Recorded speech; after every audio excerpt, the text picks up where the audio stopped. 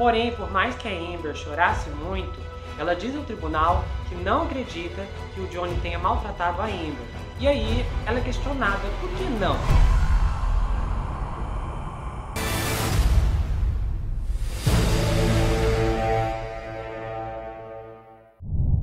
Ei pessoal, bem-vindos a esse canal, eu sou o Gustavo Negreiro, seu psicanalista favorito, e hoje eu estou aqui para responder a uma sequência numerosa de pedidos de pessoas que solicitaram que eu fizesse uma cobertura e trouxesse uma análise do processo judicial envolvendo Johnny Depp e a Amber Heard. Desde o princípio eu já preciso fazer alguns esclarecimentos, porque esse caso é importante, é diferente de todos os trabalhos que eu já realizei aqui no canal. Eu não tinha pretensão nenhuma de fazer uma cobertura deste caso, até porque isso aqui não é um caso convencional, ou também não é nada parecido com os outros diversos que eu trago aqui no canal. Isso é um processo judicial em andamento. Porém, esses eventos atraiu a atenção de muitas pessoas em todo o mundo e uma grande quantidade de pessoas que enviaram mensagens e me contataram pedindo para que eu pudesse estar aqui apresentando esse caso especificamente. E em respeito a vocês, em respeito ao carinho e a importância que eu vi que muitas pessoas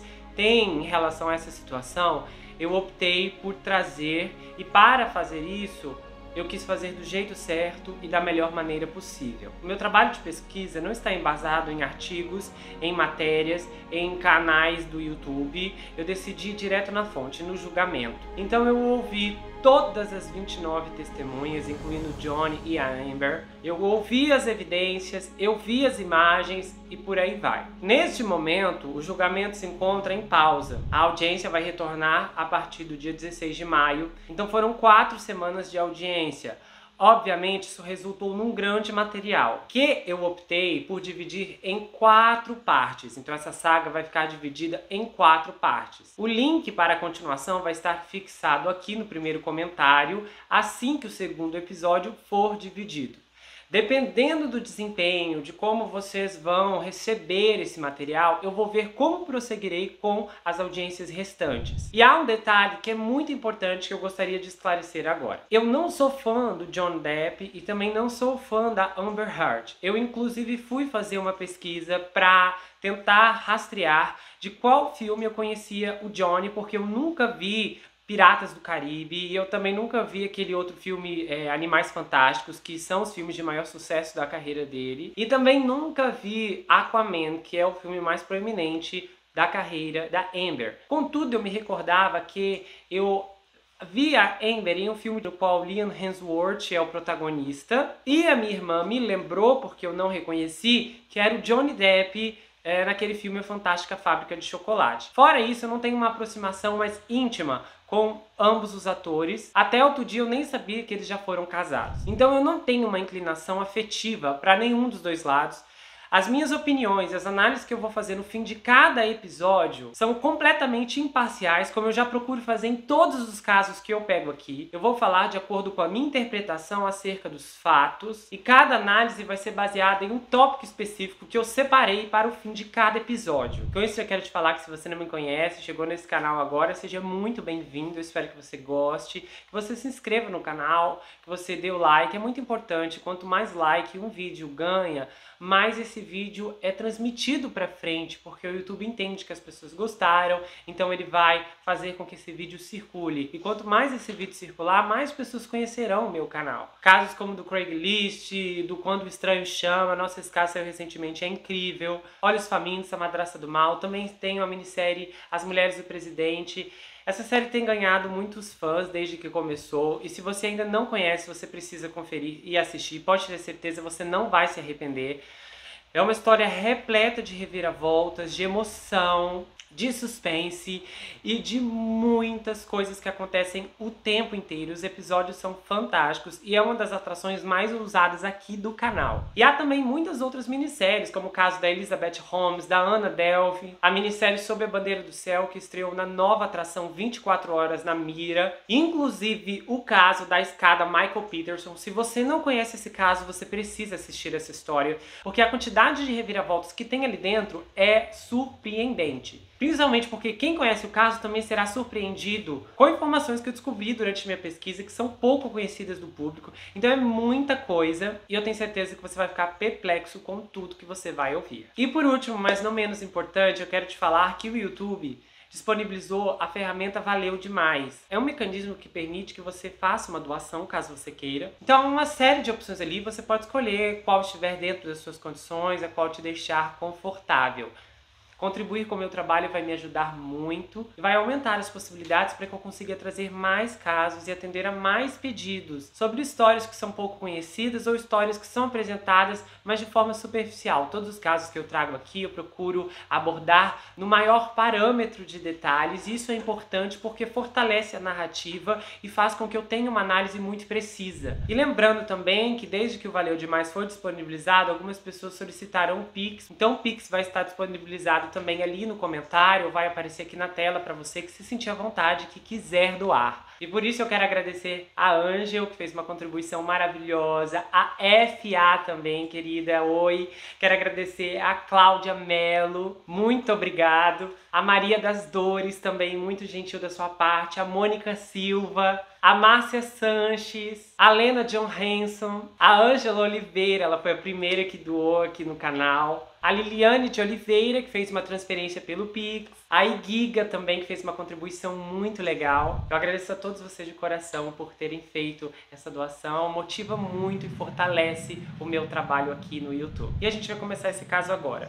E vai acontecer o seguinte: eu não vou contar a origem do Johnny Depp, da Amber Heard. Essa cobertura não tem o objetivo de ser algo biográfico. Então eu já vou dar partida dos eventos, dando entrada na fase da história em que o Johnny e a Amber se conhecem e desenvolvem um relacionamento. E o primeiro contato deles acontece em 2009. Eles se conhecem no set do filme Diário de um Jornalista Bêbado. Esse filme é baseado num livro do mesmo nome, de Hunter Thompson, e o filme é estrelado pelo Johnny como um jornalista chamado Paul Kemp, que aceita o emprego em Porto Rico. Aí a Amber, ela interpreta a Chenault, uma moça a quem o personagem do Johnny Depp se apaixona à primeira vista. Nessa época, a Amber estava em relacionamento com a fotógrafa Thaisa Van Ree de 2008 a 2012. Inclusive, a Amber teve seu sobrenome legalmente alterado para Van Ree em abril de 2008. Posteriormente, ela reverteu isso para seu nome de nascimento em 2014. Legalmente, essas duas nunca foram casadas. No ano de 2009, a Amber foi presa no estado de Washington por violência doméstica. Ao que parece, ela começou a discutir com a Thaisa e aí ela agarrou o braço dela e a coisa ficou feia e tal. Mas ela nunca foi explicitamente acusada, embora ela tenha sido fichada. Mas essa prisão se tornou pública muitos anos depois. O Johnny Depp, por sua vez, estava em relacionamento com a atriz e cantora francesa Vanessa Paradis. Ele conheceu essa moça durante as filmagens do filme Tenente Gate. Foi rodado na França em 1998. Eles tiveram 2 filhos, a Lily Rose, que nasceu em 99, e John Christopher, que nasceu em 2002. Contudo, o relacionamento do Depp e da Vanessa chegou ao fim em junho de 2012, quando foi anunciado que eles estavam separados. É neste ponto, 2 anos depois do primeiro contato que a Amber e o Johnny tiveram,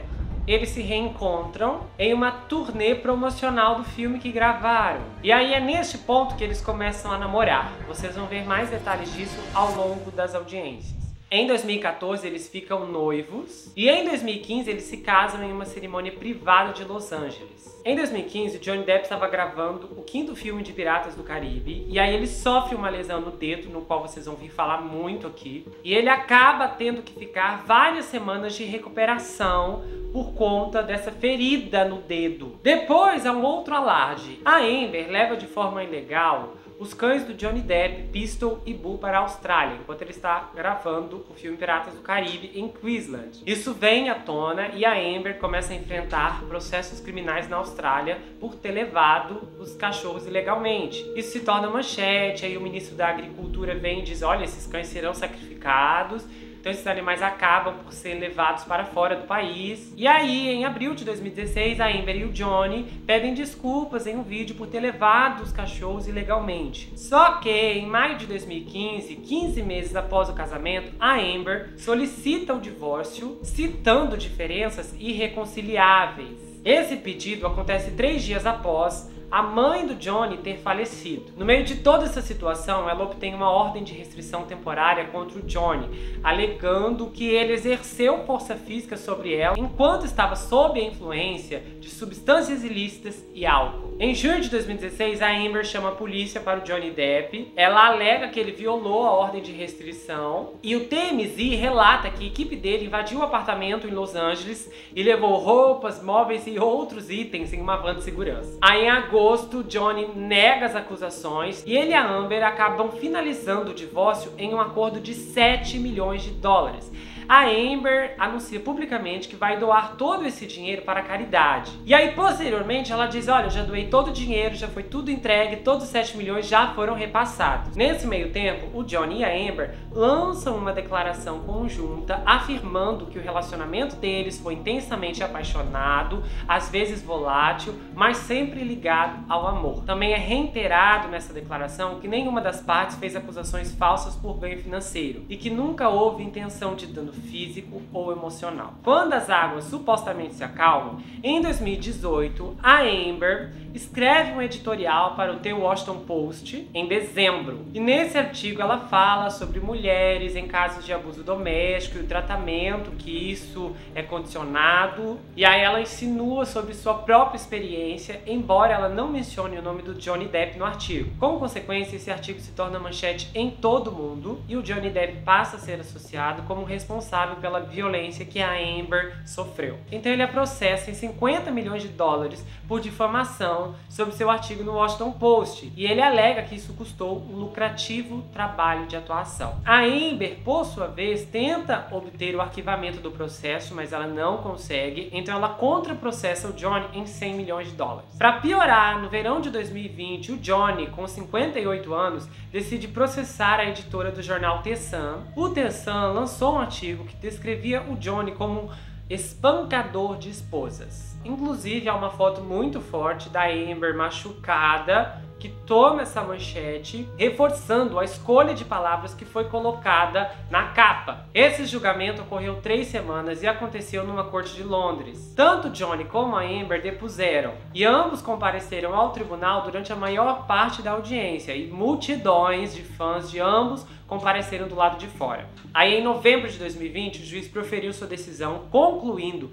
que o artigo do jornal era substancialmente verdadeiro. E aí, depois de perder o caso, o Johnny é obrigado a se afastar do spin-off do filme de Harry Potter Animais Fantásticos 3 e o ator Mads Mikkelsen o substitui. Ele ainda tenta recorrer pedindo ao Tribunal de Apelação que lhe conceda uma permissão para contestar a decisão, com o objetivo de anular as conclusões e pedir um novo julgamento. Só que esse recurso é negado em março de 2021. Agora, em abril de 2022, o tão esperado confronto entre o Johnny e a Amber começa no estado da Virgínia. Os advogados do Johnny disseram que abriram o caso no condado de Fairfax, fora do Distrito de Colômbia, porque o jornal, o Washington Post, é impresso em uma instalação de lá. A Amber tentou sem sucesso transferir esse caso para Los Angeles. Com seus esforços sendo frustrados, o julgamento começa no dia 11 de abril e seguiu sem paradas até o dia 5 de maio, no total 4 semanas. O retorno vai acontecer agora no dia 16 de maio e ainda há muita expectativa sobre o que pode vir à tona. No geral, eu optei por trazer os momentos mais incisivos de cada depoimento e eu também irei transmitir algumas informações extras que repercutiram de tudo que foi exposto no tribunal, mas o foco aqui é o julgamento. Os jurados são instruídos a se afastarem de qualquer informação que não venha do tribunal, então com isso qualquer coisa externa que surja pela internet não vai cair ao conhecimento deles. Então, para entendermos um pouco a mente do júri, a gente precisa focar no que está se passando dentro do tribunal. Os advogados do Johnny incluem o Ben Chell e a Camille Vasquez, enquanto os advogados da Amber são o Ben Rottenborn e a Elaine Bradhoft. E a juíza do caso é a Penny Eskert. O advogado do Johnny abre a audiência dizendo que ele foi escalado como um vilão por conta de toda a repercussão que a situação anteriormente havia tomado na mídia. E aí ele olha para o júri e diz: alguns de vocês podem reconhecer o Johnny Depp por sua interpretação como o Éder de Mãos de Tesoura ou o Capitão Jack Sparrow. E aí ele dá prosseguimento dizendo: olha, por mais de 30 anos ele construiu uma carreira como um dos atores mais talentosos talentosos de Hollywood e hoje o seu nome está associado a uma mentira, uma declaração falsa proferida por sua ex-mulher Amber Heard. A mentira dela lançou Johnny como um vilão, um homem que fez coisas violentas com sua mulher, e este caso é sobre o poder das palavras, como as palavras podem ser devastadoras e as palavras importam. A carreira do Johnny Depp depende de sua reputação. E aí no argumento dele ele mostra o artigo que a Amber publicou no Washington Post e ele diz, olha, esse artigo foi publicado na véspera do seu primeiro grande papel como atriz. Isso não é coincidência. Em sua coluna no Washington Post, ela se pintou como uma vítima inocente. E ela não usou o nome do Johnny em sua coluna, mas ela não precisava. E as evidências mostrarão que todos em Hollywood e muitos outros sabiam exatamente de quem ela estava falando no artigo. 2 anos atrás, tornei-me uma figura pública representando o abuso doméstico. Aí ele descreve essa citação. Aí ele traz uma afirmação de peso que ninguém em 5 décadas havia acusado anteriormente o Johnny de violência ou de ser violento com qualquer mulher. Então quando ele viu as acusações, isso foi um choque, porque ele viu que a Amber escolheu mentir para seu próprio benefício pessoal.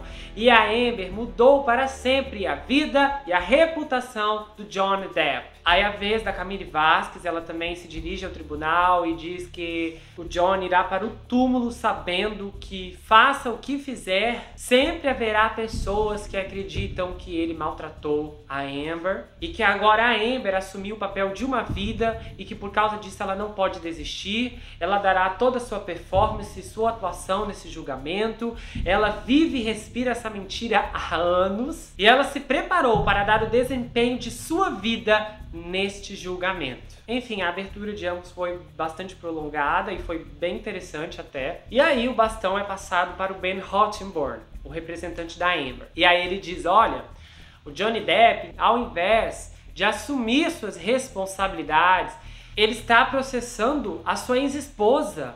Ele planeja transformar o julgamento em uma novela. A Amber nunca quis tornar sua vida privada pública e nesse julgamento as pessoas irão ver quem é o verdadeiro Johnny Depp, quem é o verdadeiro Johnny Depp por trás da fama, por trás das fantasias de pirata. A Amber nunca quis oferecer ao público quem era o Johnny Depp, mas isso vai sair. Ele quer tornar a vida dela difícil, ele quer arruinar a vida dela, ele quer destruí-la, e foi isso que ele fez. Eu gostaria de poder dizer que é surpreendente, que é perturbador, mas infelizmente não é surpreendente. Johnny Depp é um ex-marido obcecado por vingança. Ele decidiu tomar essa ação já que sua carreira estava em queda livre e a da Amber estava decolando. Depois que ele conclui sua abertura dramática, Elaine também toma a frente e ela começa a detalhar uma série de incidentes que foram desencadeados pelos problemas esmagadores de substâncias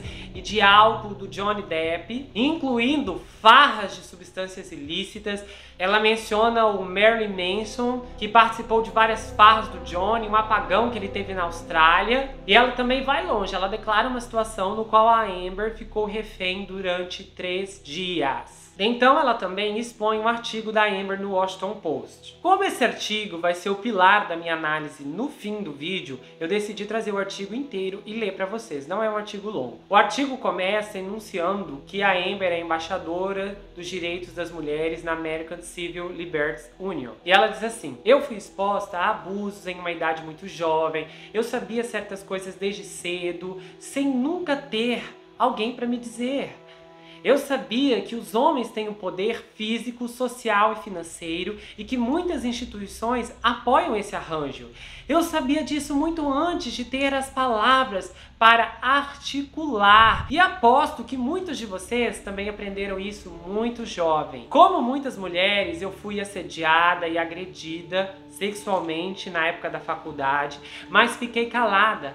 Não esperava que a apresentação de queixas trouxesse justiça. E eu não me via como uma vítima. Então, 2 anos atrás, eu me tornei uma figura pública representando o abuso doméstico e senti toda a força da ira de nossa cultura pelas mulheres que se manifestam. Amigos e conselheiros me disseram que eu nunca mais trabalharia como atriz, que eu estaria na lista negra. Um filme que eu estava ligada decidiu reformular meu papel. Eu havia acabado de filmar uma campanha de 2 anos com o rosto de uma marca de moda global e a empresa me demitiu. Surgiram dúvidas sobre se eu seria capaz de manter meu papel de Mera nos filmes Liga da Justiça e Aquaman. Tive a rara vantagem de ver em tempo real como as instituições protegem os homens. Imagine um homem poderoso como um navio, como o Titanic.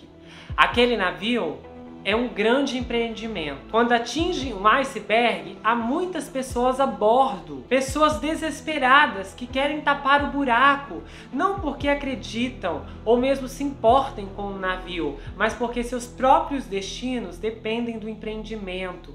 Nos últimos anos, o movimento Me Too nos ensinou sobre como esse poder funciona.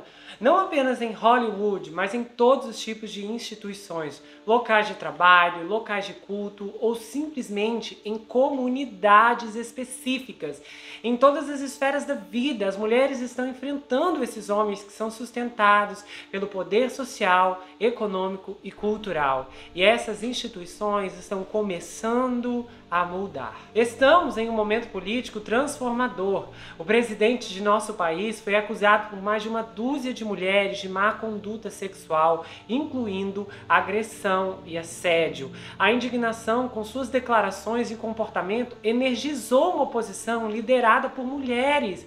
O Me Too iniciou uma conversa sobre o quão profundamente a violência sexual afeta as mulheres em todas as áreas de nossas vidas. No mês passado, mais mulheres foram eleitas para o Congresso do que nunca em nossa história, com o mandato de levar as questões das mulheres a sério. A raiva e a determinação das mulheres para acabar com a violência sexual estão se transformando em uma força política. Temos uma abertura agora para fortalecer e construir instituições protetoras das mulheres.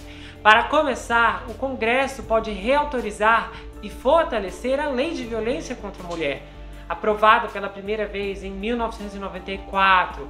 A lei é uma das mais eficazes leis promulgadas para combater a violência doméstica e a agressão sexual. Ele cria sistemas de apoio para pessoas que denunciam abusos e fornece financiamento para centros de crise de pessoas que são violadas, programas de assistência jurídica e outros serviços críticos. Melhora as respostas da aplicação da lei e proíbe a discriminação contra os sobreviventes LGBTQ. O financiamento para o ato expirou em setembro e foi prorrogado apenas temporariamente. Devemos continuar a combater a agressão sexual nos campos universitários, ao mesmo tempo em que insistimos em processos justos para julgar as queixas. E aí ela continua dizendo sobre uma outra mulher que foi eleita e que começou a promulgar uma outra lei para forçar com que faculdades olhem mais a sério denúncias de agressão e tal. E ela diz sobre o apoio que isso precisa ter, e aí chega no momento que ela começa a declarar o seguinte: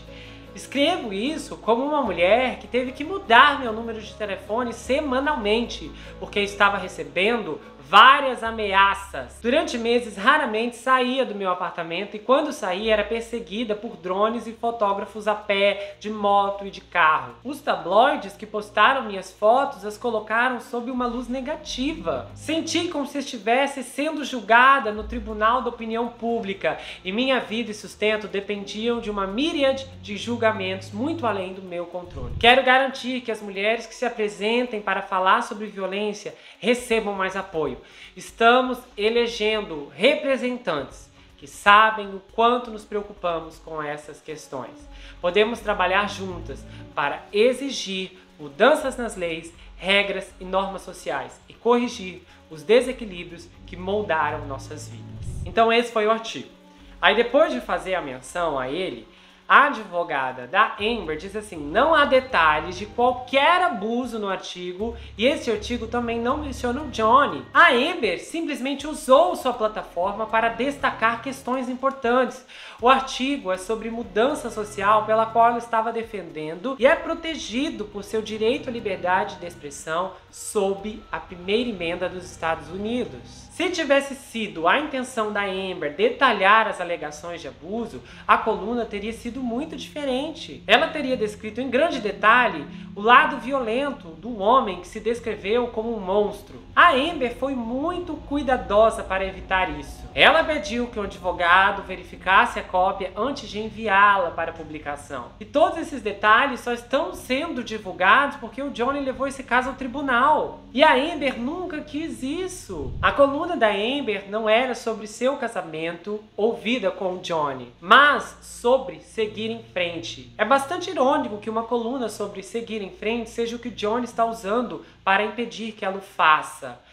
É irônico, mas não surpreendente. Aí a advogada diz que aquele caso é só sobre um pedaço de papel e também sobre liberdade de expressão. O Johnny Depp não sofreu um centavo de danos. E não se enganem, a reputação de Johnny Depp está em frangalhos, sua carreira em queda livre. No entanto, esses são problemas pelos quais Johnny Depp é responsável, não o artigo da Amber. Mesmo que ele esteja tentando culpá-la e está pedindo 50 milhões de dólares. O próprio mau comportamento do ator é a razão pelo qual sua reputação sofreu. Ninguém sofreu mais com sua recusa em assumir a responsabilidade do que a própria Amber. Aí ela entra na questão do filme Piratas do Caribe, dizendo que ele apareceu no 5º filme, que foi lançado em 2017, mas não aparecerá em um 6º filme planejado. Isso não tem nada a ver com a coluna da Amber. Quando eles se conheceram, eles se apaixonaram loucamente, mas a Amber se apaixonou pelo Johnny Depp que as pessoas veem nos filmes.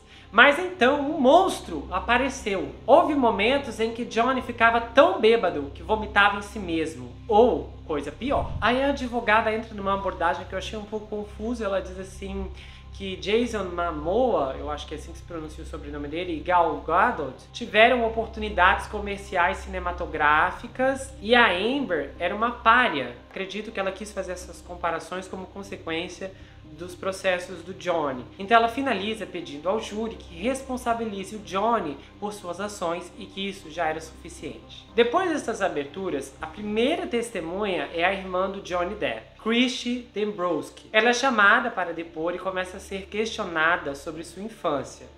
E aí ela diz ao tribunal que ela e o Johnny eram muito próximos, como melhores amigos, e ambos tinham 2 irmãos mais velhos. Aí ela diz, olha, o Johnny era um garotinho tímido, doce, com uma personalidade carinhosa, e o relacionamento dos meus pais era complicado. Ela começa a contar que a mãe deles, a Beth, era mais tensa que o pai e ficava zangada com o pai. Ela gritava e batia nele. Aí ela enfatiza que o pai nunca reagiu às agressões da esposa. Aí o advogado do Johnny pergunta sobre os nomes que a mãe do Johnny usava para com os filhos. Aí ela começa a descrever que a Beth, a mãe deles, começava a chamar o Johnny de Onyway por causa de um olho preguiçoso que ele tinha, e que isso se tornou um modo de vida com o qual eles estavam acostumados. O advogado Ben começa a entrar em mais perguntas, e aí a Christy passa a detalhar mais eventos relacionados à infância.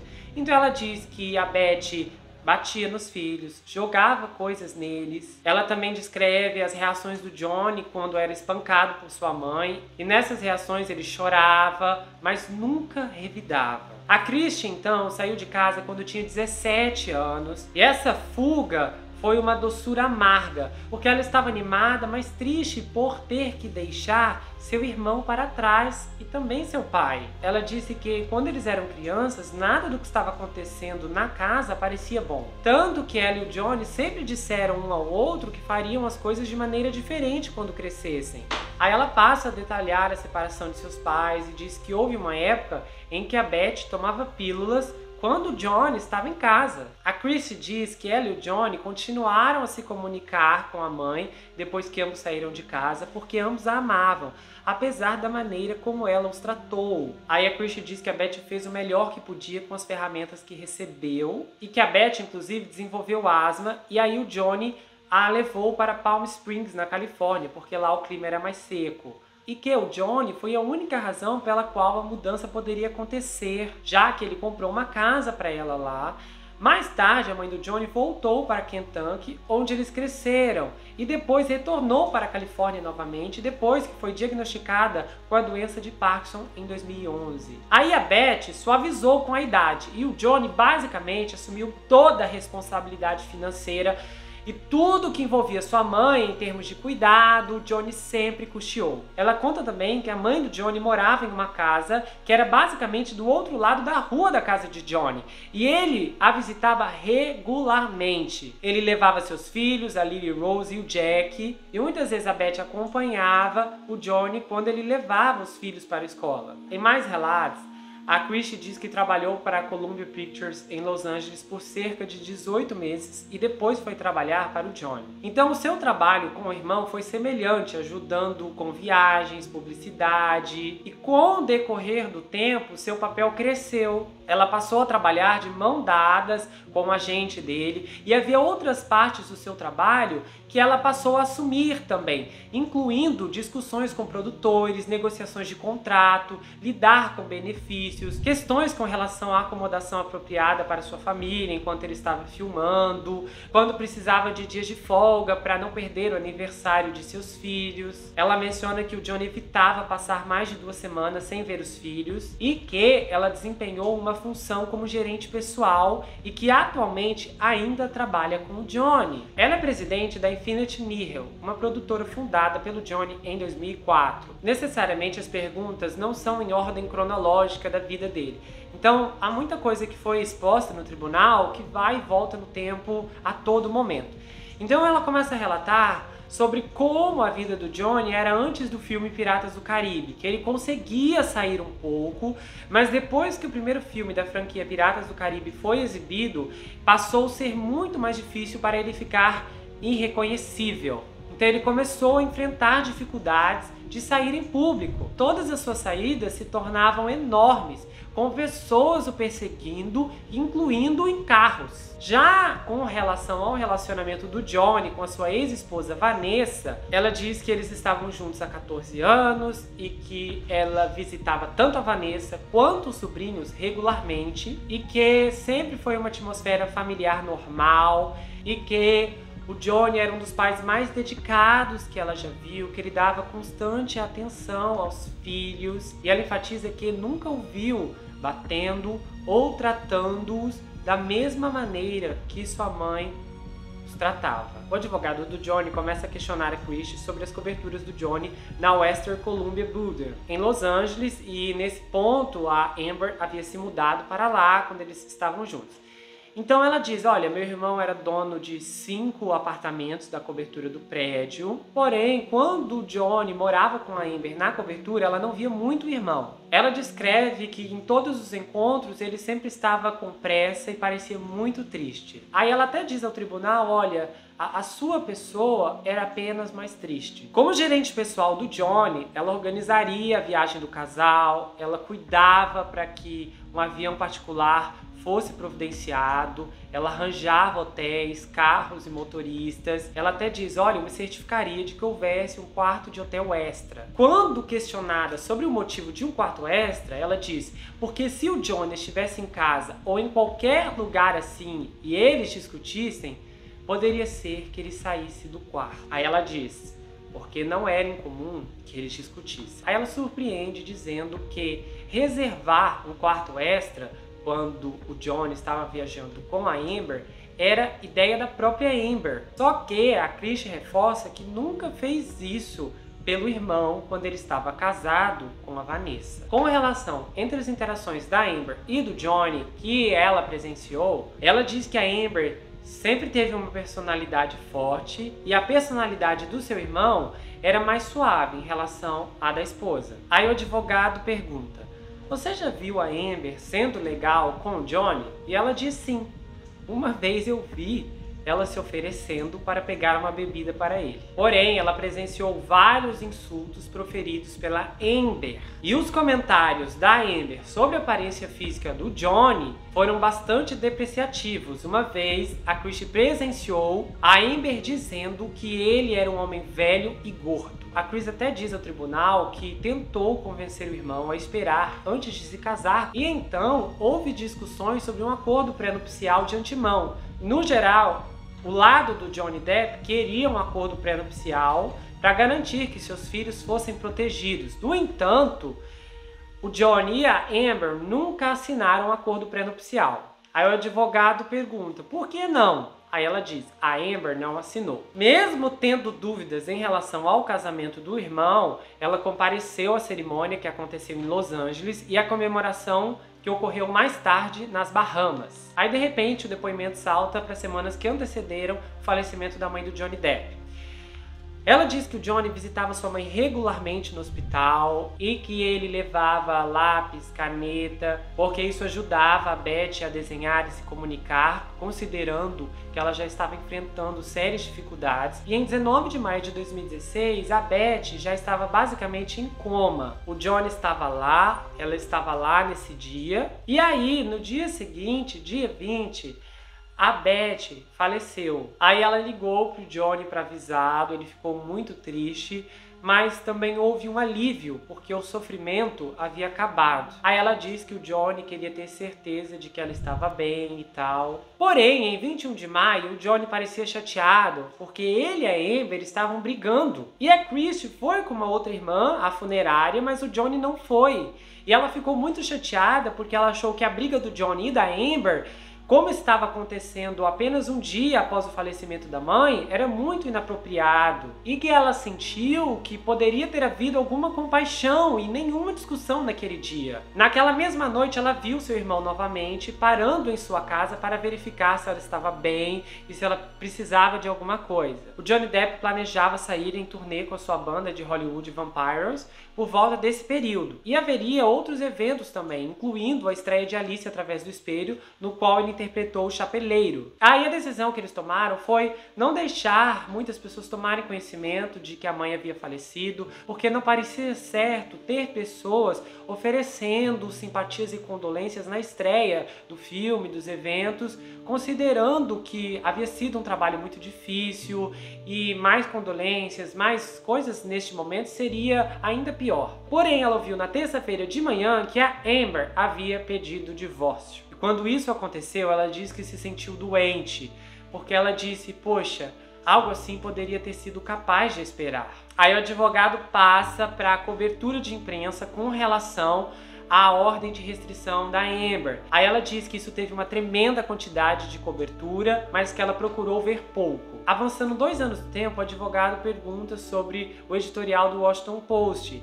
Aí ela diz que soube do editorial e que ela teve discussões com seu irmão sobre essa coluna. E então o advogado pergunta como isso afetou a carreira de seu irmão. E ela diz que isso gerou um efeito negativo, porque quando há denúncias como aquelas, isso gera uma sequência de eventos desastrosos e que pessoalmente o efeito sobre os filhos do Johnny foi o que mais o incomodou. Quando esses questionamentos por parte do advogado do Johnny é concluído, o advogado da Amber entra em ação, o Ben. Aí ele pergunta sobre o trabalho dela para a empresa do Johnny e ele levanta a questão se essa era a única fonte de renda dela. Aí ela diz que ela não tem outras fontes de renda. Aí o advogado diz, olha, em relação à produtora de vocês, quanto melhor seu irmão se sair, mais dinheiro a Infinity News ganha. E ela diz, eu não acho que seja exatamente assim não. Aí o advogado diz, você se sente protetora com seu irmão mais novo? Sempre se sentiu, certo? E ela responde sim. Então o advogado vem com tudo em questões delicadas. Senhora Dembrowski, você percebeu que seu irmão estava usando substâncias e álcool de forma excessiva durante o relacionamento com a Amber? Aí ela diz que estava ciente de que ele bebia e tomou conhecimento de um certo medicamento, sim. Questionada se ele estava usando uma substância em específica, ela diz que nunca viu o irmão fazer uso dessa substância, mas que ela tinha ciência que pessoas estavam dizendo isso. Aí o advogado começa a expor mensagens de SMS enviados da Christie para o Johnny em 5 de fevereiro de 2014. Haviam 3 textos: pare de beber, pare de coca e pare de tomar pílulas. Aí a Christie diz que não se lembra de ter escrito esses textos, de modo que, embora saiba o que eles dizem, não sabe qual é o contexto. Aí o advogado diz: você tinha motivos para acreditar que o Johnny estava em uma bebedeira recente? Aí ela fala: olha, eu não poderia te contar sobre qualquer que seja a data. Aí o advogado pergunta se ela estava preocupada com o Johnny nesse momento. Aí ela diz que não se lembra do período de envio dos textos, então não sabe. Aí o advogado diz: mas você teria enviado as mensagens se não tivesse motivos para se preocupar? Então ela fala que pode ter havido diferentes razões para enviar essas mensagens. Aí o advogado diz: mas senhora, você não amou o comportamento do seu irmão neste momento. E ela diz: eu não me lembro do comportamento de ninguém em 2014. Aí o advogado pergunta se seria útil olhar para outros textos enviados a essa altura. Sendo questionadas com mais textos, ela diz que se lembra de algumas questões e desse período específicos levantadas pelo advogado da Amber. Porém, ela diz que não se lembra de ter uma preocupação severa neste momento. Aí o advogado diz: tá, mas você falou que não se lembra de ter qualquer preocupação anteriormente. Aí ela diz: mas eu tive preocupações ao longo dos anos, mas eu não me lembro de ter preocupações neste momento em particular. Aí ela detalha que a Amber escrevia coisas com bastante frequência e às vezes era um pouco mais dramática e muitas vezes descrevia situações de forma diferente como outras pessoas relatavam as mesmas ocasiões. Em um texto da Christie enviado para a Amber nessa época, ela disse: preocupe-se com tudo. Aí o advogado pergunta se ela estava dizendo a Amber para se preocupar com tudo. Aí a Christie diz que ela estava se referindo a si mesma se preocupando. Aí então o advogado diz: olha senhora, mas isso contradiz o que você disse anteriormente. Aí a Christie rebate dizendo que a Amber costumava exagerar sobre o consumo de álcool e substâncias que o Johnny fazia uso. Debaixo de mais questionamento, a Chris diz ao tribunal que havia uma certa maneira de as pessoas aprenderem a conversar com a Amber para manter as coisas calmas. Então ela diz que eles iriam pacificar e acalmar a atriz o tempo inteiro. E então encerra-se o primeiro dia do julgamento. No segundo dia, o advogado continua questionando a irmã do Johnny. E aí ele faz a seguinte pergunta: as substâncias estavam afetando a carreira dele? E ela diz: não. Aí o advogado pergunta: as substâncias estavam afetando o relacionamento do Johnny com a Amber? Aí ela diz: olha, eu sei que ela alegou isso, mas necessariamente eu não concordo. Aí o advogado levanta uma questão: senhora, você sabia que enquanto seu irmão filmava Piratas do Caribe 5, ele teve problemas com atraso no set? Aí ela diz: eu não chamaria isso de problemas, mas eu admito que ele se atrasou ocasionalmente. Aí o advogado pergunta se a Christie ajudou o Johnny a encobrir como ele machucou seu dedo na Austrália, já que o Johnny teria cortado a ponta do dedo durante as filmagens na Austrália. E tanto o Johnny como a Amber têm relatos diferentes sobre como isso aconteceu. Aí a Christie diz: olha, eu não entendo o que você está dizendo como encobrimento. Simplesmente queríamos que a imprensa não soubesse do que aconteceu. Quando o depoimento da Christie finaliza, Isaac Baruch entra em cena e a nova testemunha começa a revelar ao tribunal que mora em Los Angeles e que conhece o Johnny Depp desde a adolescência e que eles se conheceram na Flórida por volta de 1980. Ele e o Johnny moravam no mesmo prédio, então eram vizinhos. Ele também relata que viu um vídeo de segurança no qual a Amber e a sua irmã Whitney estavam juntas. E nesse vídeo, a Whitney dava um soco falso na Amber e depois as duas estavam rindo. Ao decorrer do depoimento do Isaac, ele fica emocionado, ele diz: é insano como tudo isso aconteceu. E aí ele até fala: olha, eu não sei se o Johnny cometeu violência doméstica contra a Amber, mas eu nunca testemunhei qualquer tipo de afirmação em relação ao que está sendo dito sobre ele. Eu nunca o vi ser violento desde sua adolescência. Aí é perguntado se ele viu Johnny tomar bebidas ou usar substâncias, e ele diz que sim. Em si, esses são os momentos mais importantes do depoimento dele com o advogado do Johnny. E aí o advogado da Amber entra em cena.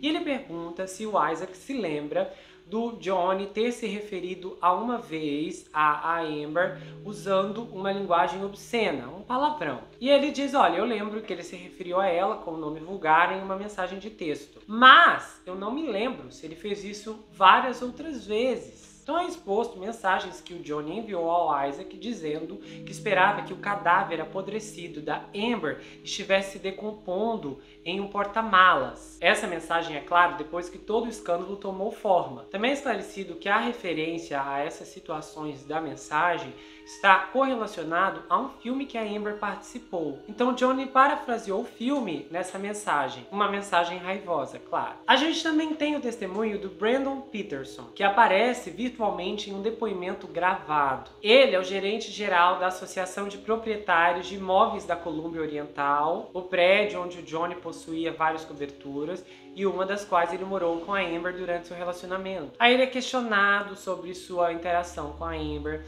E ele menciona uma situação em um momento em que a Amber chegou nele e pediu para falar com uma fonte que ela tinha na revista People. Ele diz que não se lembra exatamente das palavras, mas foi algo a ver com ela sendo ridicularizada na opinião pública ou algo assim. Enfim, essas são as declarações mais importantes desse testemunho. E então nós chegamos ao terceiro dia do julgamento. E a primeira pessoa a dar seu depoimento é a Catherine Jones, que aparece virtualmente ao tribunal. A Catherine trabalhou para a Amber como assistente pessoal de 2012 a 2015, começou como meio período e se tornou período integral. Então ela passa a ser questionada sobre o contato que teve com o Johnny e ela diz ao tribunal que a última vez que trocou mensagens de texto com ele foi por volta de 2016. Ela diz que não se lembrava a última vez que falou com a Amber. Aí é exposto ao tribunal que a Catherine trabalha como assistente pessoal desde 1999 e já atuou com cerca de 6 pessoas nessa função. Aí é perguntado quais eram seus deveres de trabalho enquanto trabalhava para a Amber. E ela diz, olha, muitos, para começar. Solicitada a descrevê-los, ela pergunta se era relevante. E como resposta, o advogado diz que tudo o que ela poderia fazer para administrar a vida de alguém é importante. Então ela respalda a lista de tarefas como compras de supermercado, lidar com viagens, lidar com decorações, fazer contato com pessoas nos sets de filmagem. E então, quando perguntado se ela foi bem remunerada, ela diz muito mal. Aí ela passa a ser questionada sobre o que se lembra ser discussões entre a Amber e o John. Aí ela diz, olha, a Amber nunca me contou sobre violência, mas às vezes enviava mensagens de texto reclamando sobre seu estado mental, e normalmente era isso. Então há um momento do depoimento que o questionamento passa a ser sobre o voo de Boston para Los Angeles em 2014, durante o qual a Amber diz que o Johnny foi violento. Aí a Catherine diz ao tribunal que ela não estava no voo e que ela só soube o que aconteceu depois. Ela menciona também que a Amber foi ao hotel Chateau Marmont, em West Hollywood, e passou o dia na piscina bebendo com os amigos. E que ela foi convidada a buscar o maiô para a Amber. Essa informação é importante para a equipe de defesa do Johnny Depp porque a Amber alega ter sido agredida no avião, especificamente com um chute nas costas, e ela enfatiza que o Johnny estava de botas. Então, em seu depoimento, ela recebeu um chute do Johnny, mas aí agora a Catherine revela que posteriormente ela estava na piscina e que ainda pegou um maiô para Amber. Então é perguntado para Catherine se ela estava preocupada com o bem-estar da Amber neste dia. E ela diz que a Amber era uma pessoa muito dramática. Então ela é questionada se chegou à conclusão de que a Amber não estava chateada. E ela diz, olha, isso eu não sei responder. E é uma pergunta estranha. Também é perguntado se a Amber já havia contado a ela sobre alguma violência. E ela disse que no início do seu relacionamento de trabalho com a Amber, havia muitas reclamações e lágrimas. Ela descreveu a Amber como insegura e disse que a Amber também tinha inseguranças sobre seu relacionamento com Johnny. Porém, por mais que a Amber chorasse muito, ela diz ao tribunal que não acredita que que o Johnny tenha maltratado a Amber. E aí ela é questionada, por que não? E ela diz, nunca, nenhuma vez, eu vi qualquer evidência disso. Eu estava com eles quase que diariamente. Eu nunca vi nenhum dano ao apartamento deles. Mais pra frente, o tribunal ouve que o contrato de trabalho da Catherine foi rescindido pela Amber logo após seu casamento com o Johnny em 2015. A Catherine diz ao tribunal que a Amber chegou nela e disse que precisava sustentar sua mãe e que não podia mais pagar o trabalho da Catherine como assistente. E aí o advogado da Amber, o Ben, pergunta a Catherine se ela se ressentiu da Amber por conta disso. E ela fala, olha, não, eu não fiquei ressentida, mas queria ter sido avisada. Mas fora isso, não. Então o advogado questiona se ela recebeu 6 semanas de indenização e ela fala, sinceramente, eu não me lembro. Aí o advogado questiona como ela se sentiu quando a Amber rescindiu seu trabalho como assistente pessoal. Ela fala o seguinte, foi um pouco chocante e uma sensação de estar sendo pega de surpresa. Ela estava muito acostumada com aquela rotina diária de trabalho, ela via a Amber todos os dias e também quase todos os fins de semana. Então, questionada novamente sobre seus deveres, a Catherine relata que era instruída a pegar 2 cópias de qualquer revista que a atriz estivesse presente e foi instruída a guardá-las em sua garagem, porque a Amber não queria que o Johnny as visse. Aí ela discorre que uma vez ela esqueceu de guardar essas revistas e a Amber ficou muito zangada. Aí ela usa a expressão que a Amber havia sido absolutamente balística sobre isso. Então ela é solicitada a elaborar o que ela quis dizer com essa frase. E ela diz que a Amber gritava, berrava e fazia escândalo. Só que ela não consegue se lembrar exatamente o que a Amber dizia, mas ela descreveu o que foi um momento de raiva cega. Ela ressalva que nunca viu ferimentos, cortes ou hematomas, inchaço ou vermelhidão no rosto da Amber. Eles também percorrem sobre como ela conheceu o Johnny Depp e ela fala, eu acho que foi em abril ou maio de 2012, e depois a Amber me disse que eles estavam namorando. Aí ela fala mais sobre a personalidade dele. Olha, eu lembro que o Johnny era tranquilo, calmo, quase tímido e muito quieto. Eu até me lembro que a primeira vez que eu o vi, ele estava usando sapatos de camurça vermelho. Eu sei que é uma lembrança estranha, mas é o que eu me lembro. Aí é perguntado, você já viu o Johnny ser rude com alguém? E ela diz que ele é um cavalheiro do sul. Eu nunca o vi perder a calma, gritar com alguém ou quebrar alguma coisa. Porém, ela também é convidada a falar sobre as vezes que viu a Amber ser verbalmente violenta. Aí ela diz, pessoalmente, a Amber gritou comigo uma vez. Mas inúmeras vezes ela gritava comigo pelo telefone, sem contar que era uma enxurrada de mensagens de texto extremamente abusivas, e isso acontecia dia e noite.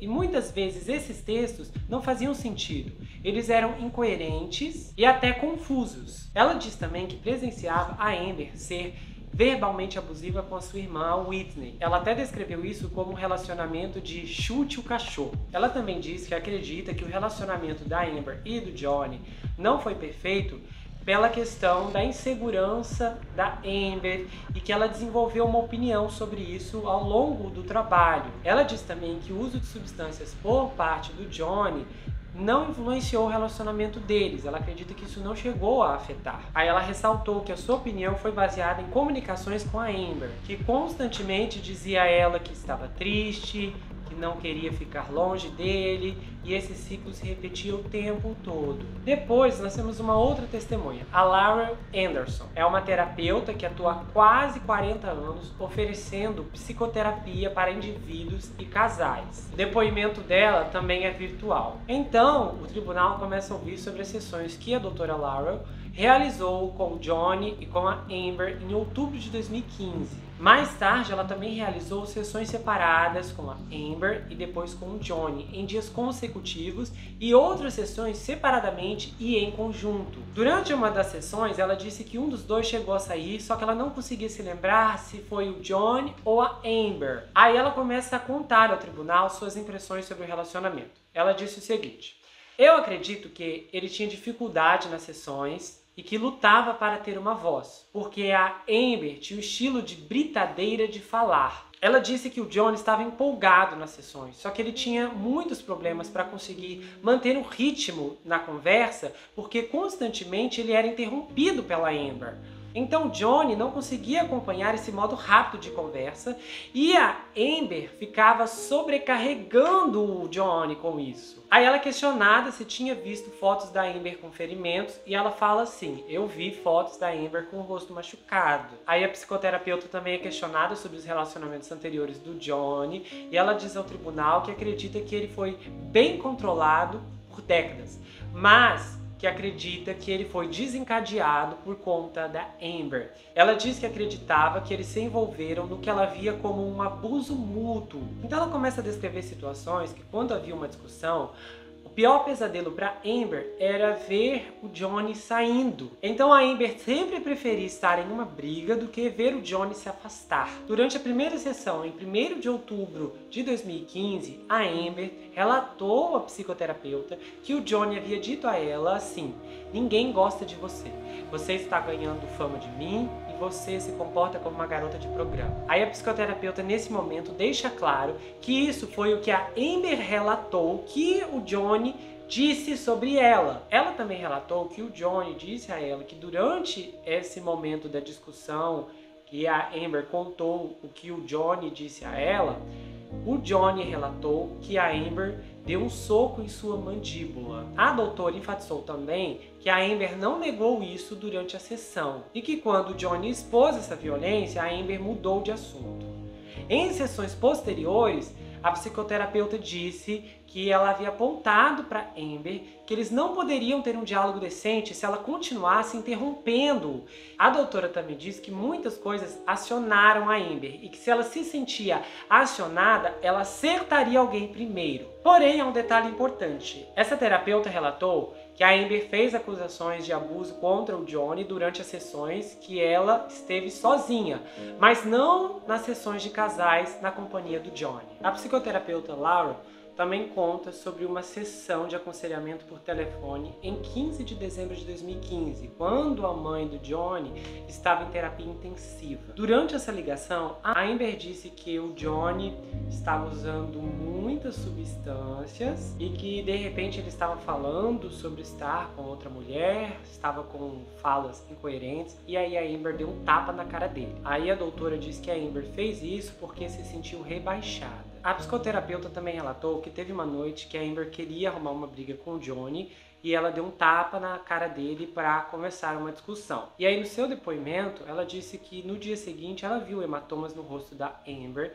e que até poderia ter tido mais, só que ela não se lembra. Porém, ela enfatiza que a causa desses ferimentos está embasado apenas nas palavras da Amber. No fim de seu testemunho, a doutora disse que acredita que o Johnny tentou diminuir as brigas mais do que a Amber. E aí agora a gente já passa para a testemunha seguinte, que é a Dina Deuters, uma britânica que trabalha em mídias sociais e anteriormente trabalhou como coordenadora de efeitos visuais para filmes. Ela começa a ressaltar os filmes que ela trabalhou, incluindo A Fantástica Fábrica de Chocolate, Piratas do Caribe 4 e até mesmo O Cavaleiro das Trevas. Ela descreve o Johnny como um bom amigo, dizendo que o conheceu na estreia da Fantástica Fábrica de Chocolate no verão de 2005, que ele era super doce, caloroso. O marido da Gina, o Steven, também trabalhou nesse filme da Fantástica Fábrica de Chocolate. E a partir daí, ele começou a atuar junto com o Johnny. Atuar que eu digo no ofício, não na questão de atuar mesmo. E desde então, eles estão juntos há 17 anos. O trabalho deles os levou para todo mundo. E a Gina disse que o Johnny sempre foi gentil o suficiente para levá-la a estar com eles quando ela pudesse. Isso acontecia 2 a 3 vezes por ano. Ela enfatizou que seu marido tem um ótimo relacionamento com o Johnny e que são muito próximos profissionalmente e pessoalmente. E ela disse também que o Johnny tem sido um mentor para o marido. Ela passa a ser questionada sobre como conheceu a Amber e ela diz que conheceu a Amber durante a produção do Jornalista Bêbado e depois viu a Amber na estreia. Então ela acompanhou a Amber e o Johnny em uma viagem a Las Vegas por alguns dias, o que ela acha que foi 2012, mas ela não conseguia se lembrar exatamente. Aí ela disse ao tribunal que ela estava muito animada na época para conhecer a Amber, pois era uma garota nova do Johnny. Só que ela se sentiu um pouco ignorada. Aí ela diz, bom, talvez isso tenha sido porque somos funcionários, já que, no caso, o seu marido fazia parte da equipe do Johnny. Mas nada digno de nota havia acontecido, só que a Amber realmente não se envolveu ou realmente não reconheceu a presença dela e de seu marido. Ela diz também que a Amber e o Johnny pareciam muito apaixonados durante essa viagem e eles eram táteis e pareciam felizes. Em uma reunião posterior, a Gina diz que se encontrou com a Amber para fazer compras vintage juntas e elas se deram muito bem. Ela disse, olha, a Amber foi doce, muito charmosa comigo. Passado esse testemunho, entra uma figura muito importante, o Dr. David Kipper. É um médico que pratica medicina desde 1977 e parte de seu trabalho é tratar o vício. E aí ele começa a ser questionado sobre seu primeiro encontro com o Johnny. Aí ele fala, olha, eu acho que eu encontrei o Johnny em maio de 2014 no meu escritório. E foi discutido nessa reunião a possibilidade do doutor ajudar o Johnny com seus problemas de substâncias. Então ele diz que o Johnny queria se desintoxicar do seu abuso de substâncias. E é perguntado, quais substâncias? E ele fala, álcool, opiáceos e outros medicamentos, pílulas estimulantes. Então o objetivo do Dr. David era tratar o Johnny a respeito do seu problema com opiáceos. E aí ele é encaminhado para um resumo do tratamento feito para o Johnny do dia 22 a 24 de junho de 2014. Foi discutida a necessidade do Johnny de tomar seus medicamentos e ele concordou com uma desintoxicação porque ele precisava, depois que ele terminaria, no caso, um filme, de meados de julho. Isso aconteceria na ilha particular do ator, no Caribe, durante 10 a 14 dias. Aí o David disse que a Amber e uma enfermeira chamada Debbie Lloyd deveriam ficar com o Johnny na ilha durante a desintoxicação, além de outros membros da equipe. A enfermeira Debbie estava lá para dar ao Johnny a medicação, mas havia períodos de tempo, tarde da noite e no início da manhã, que esse dever ficaria delegado a Amber. Ela faria isso seguindo as instruções da enfermeira Debbie, que nestes momentos não estaria necessariamente presente. E em uma nota de 9 de agosto de 2014, foi detalhado como o paciente expressou o seu medo de nunca se sentir normal sem suas pílulas. Isso foi exposto para o tribunal, esse receio do Johnny. Em relação ao tratamento do Johnny, o Dr. David menciona algumas vezes em que o Johnny queria demiti-lo e também queria parar de tomar os medicamentos prescritos para tratar seus vícios. E teve um dia que o Dr. David enviou uma mensagem ao Johnny dizendo: pare de me demitir, eu sei o que estou fazendo. Também foi levantado que uma vez a enfermeira Debbie, que trabalhou com o Dr. David, encontrou uma vez o Johnny com os dedos ensanguentados depois de bater em uma parede. Aí o Dr. David diz que não ouviu sobre isso, mas que ele sabe a respeito através de anotações da enfermeira. O depoimento também chega em uma questão interessante, que é sobre a visita do Dr. David em 2015 após o incidente na Austrália em março daquele ano, quando o Johnny estava lá para as filmagens do filme Piratas do Caribe. Então é exposto ao tribunal que o Johnny feriu severamente seu dedo. E foi nessa situação que a Amber alega ter ficado refém durante 3 dias. E tanto ele, o Johnny, como a Amber dão relatos contrastantes de como a lesão aconteceu.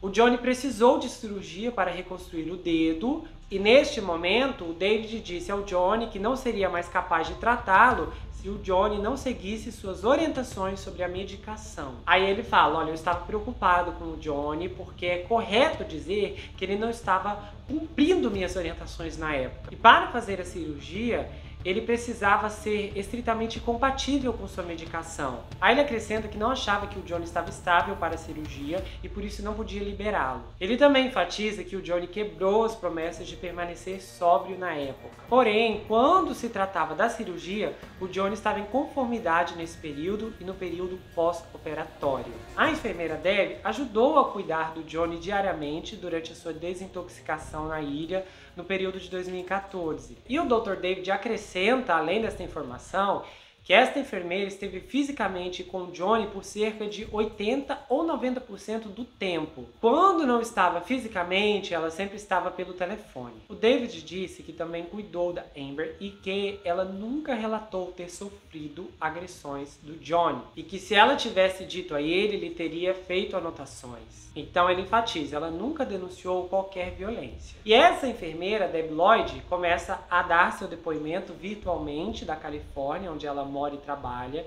e ela explica que é uma praticante de saúde mental psiquiátrica, além, é claro, de ser uma enfermeira certificada. Ela diz que a enfermagem de dependência é cuidar de pacientes que têm um problema de dependência química, e ela enfatiza que parte do seu trabalho está relacionado a substâncias e álcool. Então ela enfatiza que seu trabalho é uma enfermeira de dependência de concierge, o que significa que ela estava acostumada a ir à casa dos pacientes ou viajar com eles. Ela também dirigia sua própria empresa, chamada Turning Point, no qual ela ainda é dona, porém é a única funcionária.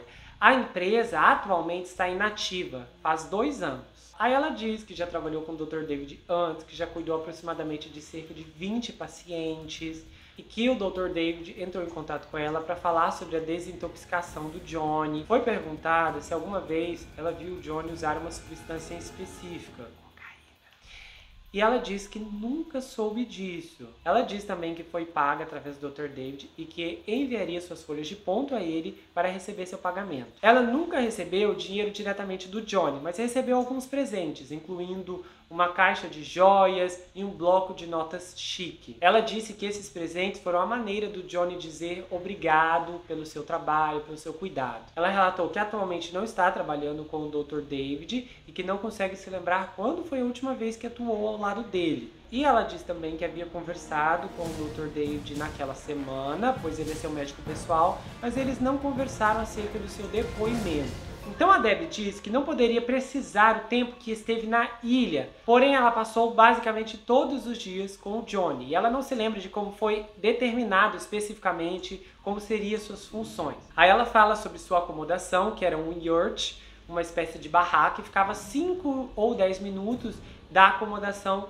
do Johnny. Então o seu papel especificamente era administrar medicamentos. E algumas de suas notas escritas são expostas ao tribunal, incluindo uma de 22 de setembro de 2014. Especificamente nessas notas, ela descreve o Johnny dizendo a ela que a Amber, que era sua noiva neste período, teve um surto desagradável. E aí o Johnny esfolou seus dedos ao socar um quadro branco.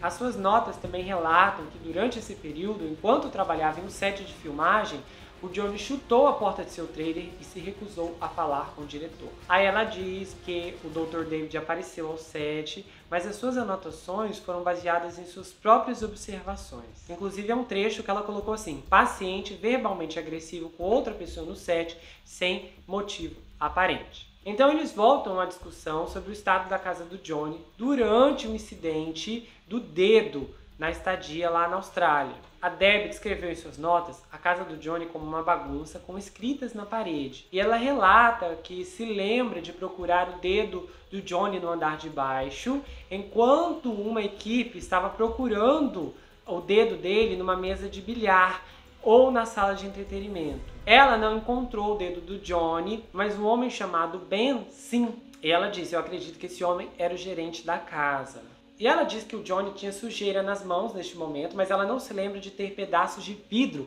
espalhados pela casa. E ela acompanhou o Johnny ao hospital junto com o Dr. David, bem como o assistente do Johnny e um de seus seguranças. A Debbie não perguntou diretamente ao Johnny como ele machucou o dedo, mas ela ouviu histórias diferentes sobre como a situação ocorreu. Uma teoria era que o Johnny bateu a mãe no telefone e a outra era que a Amber jogou uma garrafa de vodka nele. E aí ela disse que, como qualquer outro paciente, era necessário que os estresses eventuais do cotidiano fossem removidos para facilitar o processo de desintoxicação. E o Johnny levava essa ênfase a sério. Só que uma nota dela descreveu que uma vez a Amber entrou no quarto do Johnny e tentou iniciar uma discussão com ele. Aí estava escrito assim no bloquinho dela: o paciente conseguiu manter a calma e conversar com sua noiva. Aí ela foi perguntada se frequentemente viu a Amber tentar iniciar discussões. E ela disse que a Amber tentou pelo menos uma vez, mas que não podia dar números específicos. Só que ela foi solicitada a descrever um incidente em particular. E ela relatou uma situação que aconteceu na cobertura do casal em Los Angeles, quando a Amber estava na frente do elevador impedindo o Johnny de sair. E a Amber fazia isso, segundo ela, porque não queria que o Johnny fosse embora. E aí teve uma noite que o Johnny e a Amber deveriam sair para jantar. Só que o Johnny estava se sentindo exausto. Porém, ele demonstrava muita preocupação em dizer a Amber que ele não queria ir para a refeição porque sabia que ela iria ficar muito perturbada. Então, em suas notas, há uma descrição sobre o comportamento negativo da noiva do Johnny. Ela é solicitada a explicar mais sobre isso e ela diz que a Amber o instigaria, como, por exemplo, uma situação em que ela o seguia de sala em sala e não dava a ele seu espaço. E isso acontecia em várias ocasiões. Nas notas da Deb também há um destaque sobre como Johnny era ambivalente sobre seu status de relacionamento. E ela diz que foi convidada para o casamento do Johnny e da Amber, assim como a enfermeira particular da Amber, a Erin Boren, o Dr. David e outros funcionários. E aí é interessante que é questionado se ela soube alguma coisa a respeito de um acordo pré-nupcial. Ela diz que sim, houve uma discussão sobre isso e que a Amber não aceitou essa questão muito bem. E aí as perguntas se movem para várias viagens que a Deb fez com o casal, incluindo o Japão em janeiro de 2015 e a Austrália alguns meses depois, em março de 2015.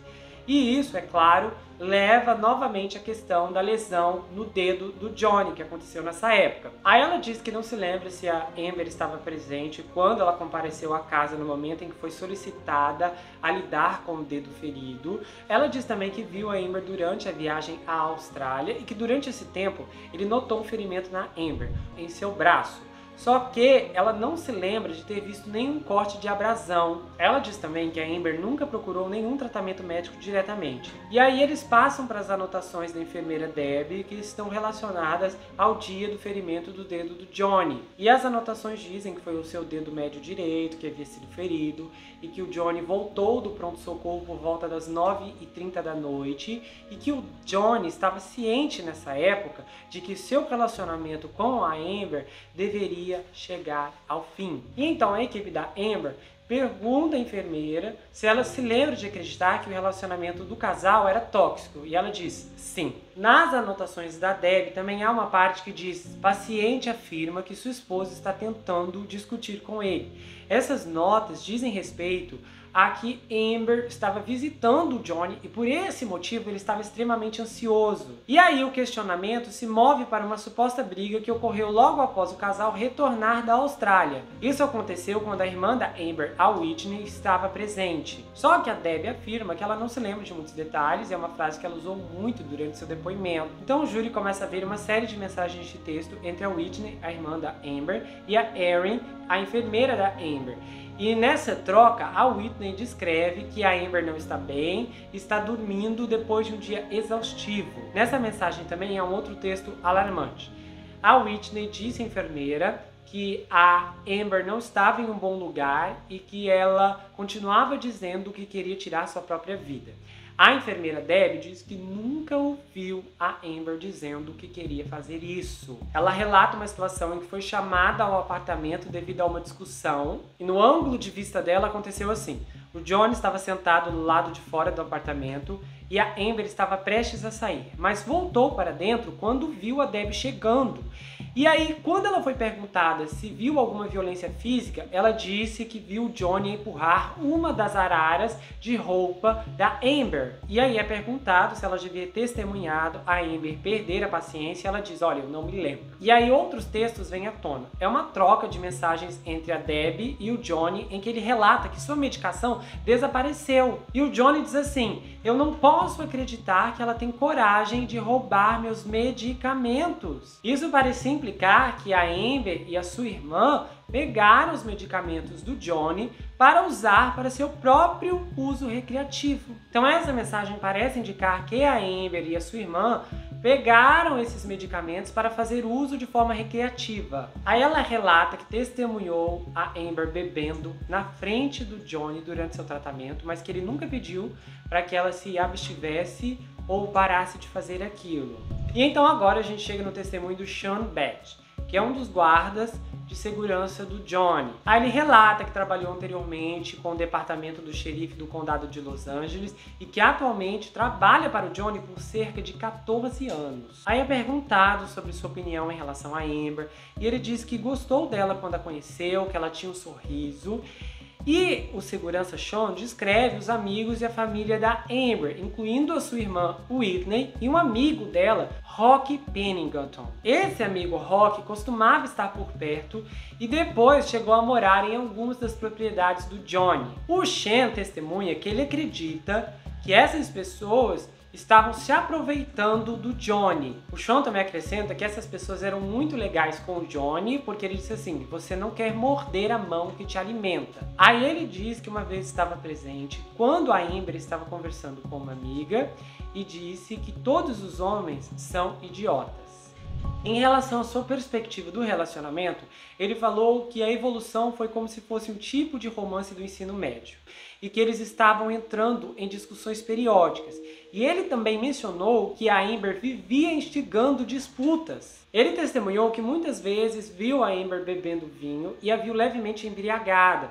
Ele diz também que presenciou algumas discussões e descreveu uma situação em que se passou no apartamento de Los Angeles, que foi por volta de 2012 a 2013, quando ouviu gritos altos da Amber e ela não parava de gritar. Aí ele diz que uma vez a Amber confidenciou a ele enquanto a levava de seu endereço em West Hollywood para outro apartamento no centro da cidade que queria esfriar a cabeça. E ele disse a ela: olha, Amber, isso não pode continuar. Ou vocês vão tirar a vida um do outro ou vão parar na cadeia. Porém, ele relatou que nunca presenciou nenhum tipo de violência física entre o Johnny e a Amber. Ele também disse que não viu nenhum ferimento da Amber em nenhum momento durante o relacionamento.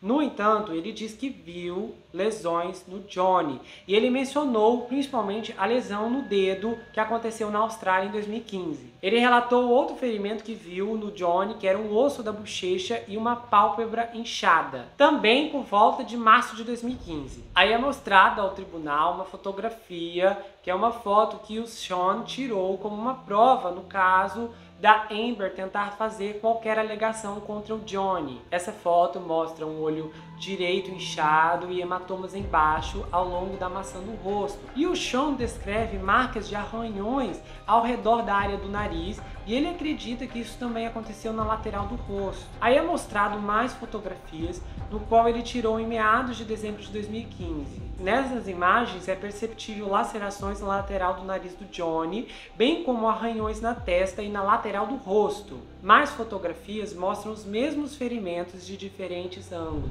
Aí o Sean parte para um jantar de aniversário de 30 anos da Amber, que foi realizado na cobertura do casal em Los Angeles, no dia 21 de abril de 2016. O Johnny estava atrasado para a celebração e a Amber ficou muito zangada com isso. Quando o Johnny chegou, ele se desculpou na frente de todos e a Amber disse: venha se sentar, docinho. Aí ele mostra uma linha do tempo interessante aqui. Ele fala que no mês seguinte foi quando a mãe do Johnny, a Beth, faleceu. Então, depois da festa de aniversário, o Johnny e a Amber ficaram sem se ver. E isso só aconteceu novamente depois que a mãe do Johnny faleceu. E aí é um momento impactante, porque ele começa a descrever um retorno ao apartamento em West Hollywood no dia 21 de maio de 2016. O objetivo era coletar alguns dos itens do Johnny. Esse é o incidente final entre o Johnny e a Amber antes do casal terminar seu relacionamento. Então o Sean voltou com o Johnny ao apartamento em Los Angeles. O Sean e um outro ex-segurança, Jerry Jug, ficaram do lado de fora quando o Johnny entrou. Então ele e o Jerry ficaram do lado de fora por cerca de 10 minutos e depois começaram a caminhar até o corredor do apartamento 5. Eles entraram quando os gritos estavam intensos e eles ouviam muitas blasfêmias da parte da Amber para com o Johnny. Quando eles entraram no apartamento, a Amber estava a uns metros de distância do Johnny e o amigo dela, Rock Pennington, estava do seu lado. Aí ele diz que a Amber demonstrou um olhar de surpresa no rosto, mas então ela se recompôs. Então quando ela viu os seguranças, ela começou a gritar: essa é a última vez que você faz isso comigo! E o Sean falou que teve uma ótima visão da Amber naquele momento e ele não viu marcas visíveis no seu rosto e que ela também não tinha nada em outras partes do corpo, como braços. E aí foi nesse momento que o Jerry disse pro Johnny: chefe, vamos sair daqui. E então eles saíram do apartamento pegando algumas malas. E eles pararam na frente do apartamento usado pelo amigo da Amber, o Rock e seu parceiro Drew. E aí o Johnny disse pro Rock e pro Drew: saiam do meu apartamento. E o Rock, o Drew e uma mulher desconhecida foram embora junto com um cachorrinho. Bom, então eu vou encerrar por aqui essa primeira parte de depoimentos e eu vou entrar na minha análise. Nós temos muitas situações para avaliar como uma acusação pode afetar a vida ou uma empresa ou pessoas envolvidas em uma mesma situação. A partir do momento que alguém sofre uma acusação, as consequências começam antes de qualquer julgamento ou condenação ser efetivado. As pessoas se afastam, começam a falar e, eventualmente, o indivíduo fica marcado. Isso pode afetar um emprego, uma família e um convívio social. As acusações têm muito poder e, às vezes, até mais que os próprios fatos. E esse lema que ouvimos todos os dias, inocente até que se prove ao contrário, funciona apenas na teoria. Porque, na prática, a verdade é que as situações se desenrolam da seguinte maneira: culpado até que se prove inocente. O poder de uma acusação é tão grande que pode dilacerar alguém. A acusação gera desconfiança. E a maior parte das pessoas olharão diferente e a presença do acusado vai gerar constrangimento porque ninguém quer estar associado à acusação. Como consequência, o acusado passa a ser evitado. Para todos os efeitos, ele é banido e afastado. Então, nesse contexto, eu acredito que o processo do Johnny Depp tem mérito, porque foi acordado no divórcio que ambos não discutiriam seu relacionamento publicamente. Quando ela fez aquele artigo, ela foi aconselhada por editores, advogados, assessores. Todos tiveram acesso ao texto antes que ele fosse publicado. Todos sabiam muito bem que o artigo era um disfarce para acusar o Johnny. E a gente precisa olhar para o contexto. Quando você lida com tantas acusações falsas, as verdadeiras vítimas naturalmente caem em descrédito. Isso contamina a visão e dificulta o processo que impede que a justiça ocorra. Porque em muitas situações não há provas. É a palavra da vítima contra o agressor. As denúncias podem ter sua origem na malícia ou na injustiça e elas podem ser calculadas ou espontâneas, podem ser manipuladas ou sinceras, mas há um lugar em que todas as denúncias falsas sempre se encaixam, e é na categoria da dissimulação. Eu acho que para essa primeira parte é justo afirmar que o artigo da Amber foi mal intencionado, sim. Embora eu ainda tenha muita coisa para falar acerca do comportamento do Johnny e de outras coisas que já foram expostas neste primeiro episódio, eu quero enfatizar acerca desse artigo.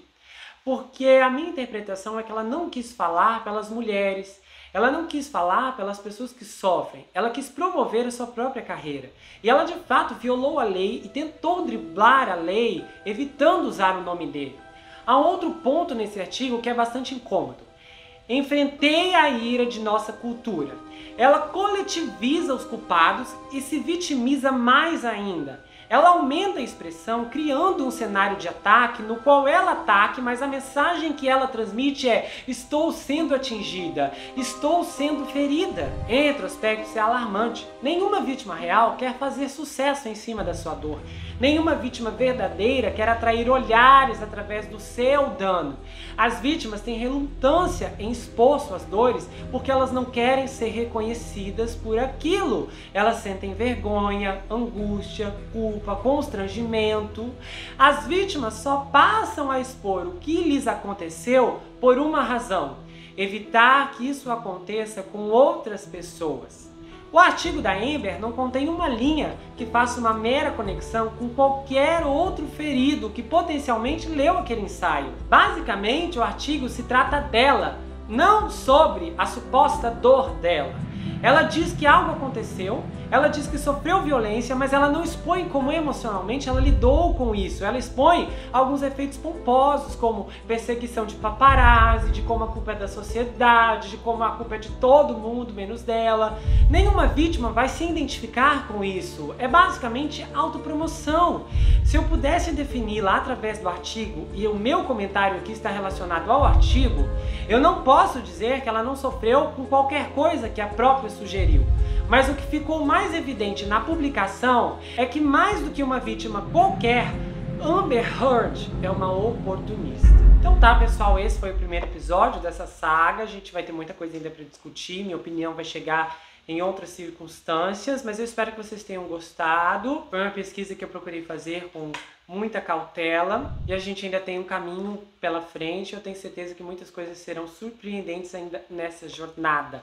A gente se vê na parte 2. Se você quiser saber mais sobre mim, adquira meu livro, já está disponível lá no meu site para você adquirir. E se você quiser, ele vai autografado, com marcadores exclusivos e um pôster também. O livro conta a história de um rapaz chamado Jack Reacher que se vê preso em uma terrível maldição hereditária, onde ele precisa enfrentar um serial killer que pode estar escondido em sua própria casa.